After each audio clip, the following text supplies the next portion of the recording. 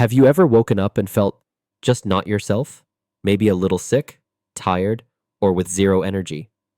In English, there's a phrase for that, and today you'll learn it in just a couple of minutes. The phrase is under the weather.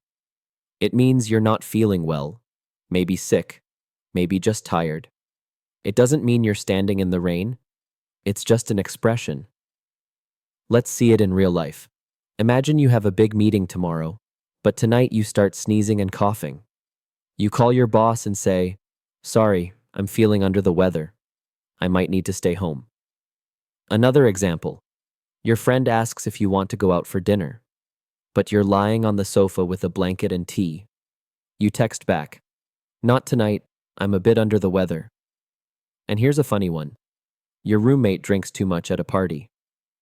The next morning he wakes up with a headache and says, "Wow, I'm really under the weather." Here's a quick way to remember it. Picture yourself standing outside in a storm. Cold, wet, uncomfortable. That's exactly the feeling when someone says they're under the weather. Now it's your turn. When was the last time you felt under the weather? Write your example in the comments. It'll help you remember this phrase.